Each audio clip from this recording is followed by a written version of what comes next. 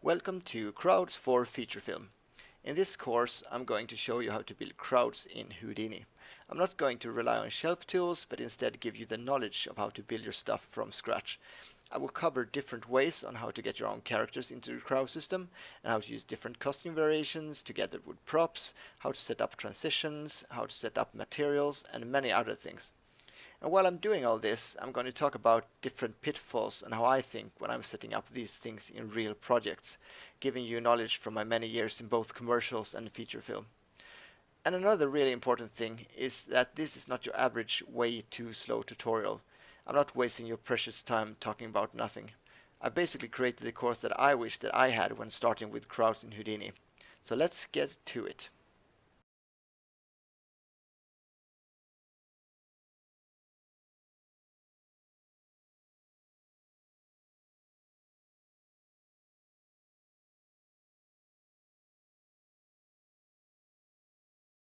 Here I'm going to do float at density equals, and then I just want to take one channel. So in this case I'm going to take the red channel from the color.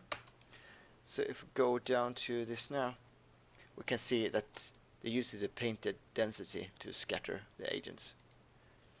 Then you have, of course, the initial state, and this is a bit deceiving. You have this selector here. So if you click this, you can see that you get your clips there. But in our case, if we go into the crowd sim, our state is called jump. Even if it's pointed to long jumps, it's not called long jumps. So if I would put long jumps here and then see what we get from the crowd sim, we get these broken agents again, because then it doesn't know any state that's called long jumps. Yeah, it is a bit deceiving. So you have to type whatever your state is called in here. Oh, it's actually called jumps and not jumps. So jump. So now you can see that I'm back at that state. Great, and now you can see it's created two new nodes. One of them is the ROP network, where everything's baked out, and the other one is just for testing what you just wrote out. So this is just an agent sub reading back what you just wrote out, and yeah. So, but if we go into this ROP network first, here is the chop network, and you can see here are the joins I selected in the dialog box. And it's for this rest clip, and then here I'm gonna change some of the default settings. So this is perfect, it's pointing to this subnet. Minimal nodes is what I want. Convert to polygon soup, and I definitely want locomotion, so I'm gonna select this, and I'm gonna select the hips, because in this rig the hips will drive the agent forward. So I'm gonna select the hips. I want to save out the rig and the agent layers, the shape library and clips. Perfect. Yes, nothing to change here. Perfect. So let's import some mocap.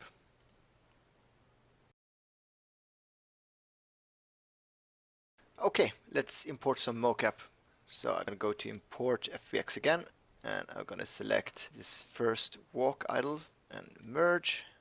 You can see we have this guy from idle and it starts walking. So that's perfect.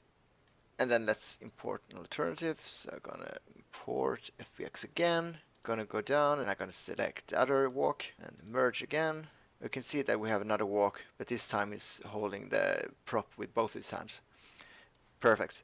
So let's use this. So I'm just gonna put this guy up here. So before I bake these guys out, I need to make sure that the rig is the same as the other one. So that means I need to go in and hide these bones again, like so.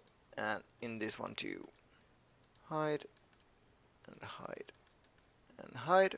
Okay, perfect. So now I'm just gonna go and click bake agent here again and get this dialog box. So it's very important with the name, of course. It has to be a warrior, and now it's walk, because it's one of them. They are holding one hand. I'm gonna call it walk 1H for one hand. Accept, and then I need to have the right foot and right toe base, and left foot and left toe base. So accept. Here is a perfect example. So you can see that some of them, by this, everyone should be in a run, but not all of them are in a run. And some of them are actually standing still, but they are supposed to be in a walk state.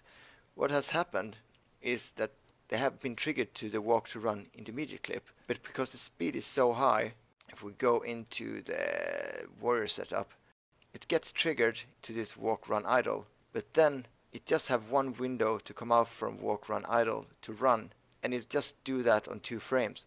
And this clip is not looping, of course, because it's just a transition clip. So what happens is the frame rate is too high on the clip, so it misses these 2 frames, and then it never gets triggered. So in that case, if you are doing these extreme speed ups, you probably need to make this a bit higher. So if I would put this to, now my transition region is bigger, and if we look at this now,